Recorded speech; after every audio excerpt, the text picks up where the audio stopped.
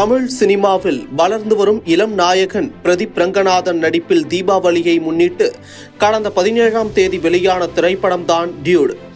ஏற்கனவே பிரதீப்பின் love today மற்றும் dragon ஆகிய திரைப்படங்கள் ரூபாய் 100 கோடி வசூலித்ததை தொடர்ந்து டியூட் திரைப்படமும் அந்த வரிசையில் இணைந்துள்ளது.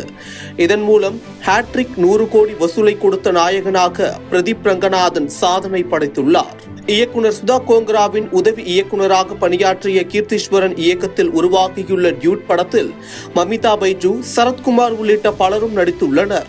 நடிகர் பிரதீப் ரங்கநாதனின் திரைப்படங்கள் இன்றைய காலகட்டத்தில் நடந்து வரும் காதல், அதனை சுற்றி வரும் கதாநாயகனின் வாழ்க்கை என காமெடி, சென்டிமெண்ட், எமோஷன் என அனைத்தும் கலந்த கலவையான ஒரு கதையாக இருந்து வந்தது.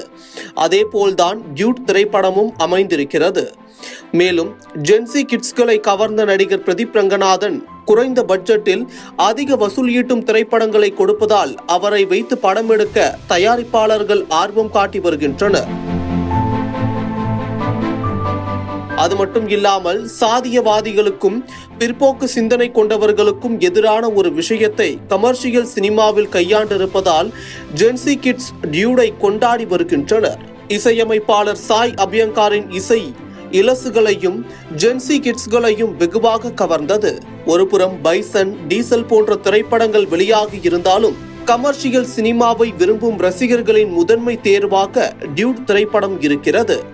டியூட் திரைப்படம் கலவையான விமர்சனங்களை பெற்று வந்தாலும் வசூல் ரீதியாக பாக்ஸ் ஆபீஸில் பட்டையை கிளப்பி வருகிறது.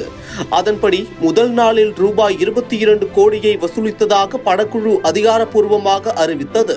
இரண்டாவது நாளையும் சேர்த்து ரூபாய் 45 கோடியை வசூலித்ததாக அறிவிக்கப்பட்டது.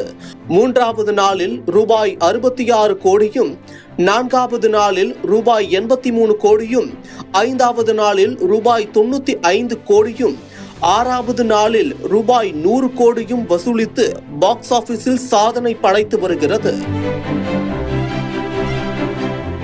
ஏற்கனவே பிரதீப் ரங்கநாதனின் லவ் டுடே, டிராகன் ஆகிய திரைப்படங்கள் ரூபாய் 100 கோடியை வசூலித்ததை தொடர்ந்து டியூட் திரைப்படமும் ரூபாய் 100 கோடியை வசூலித்துள்ளதாக படக்குழு அதிகாரப்பூர்வமாக அறிவித்துள்ளது.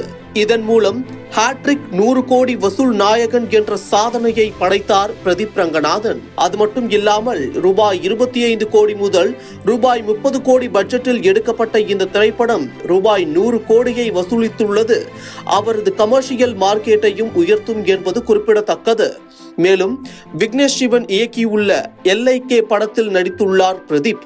இந்த படம் வரும் டிசம்பர் 18ஆம் தேதி திரையரங்குகளில் வெளியாகும் என அறிவிக்கப்பட்டுள்ளது.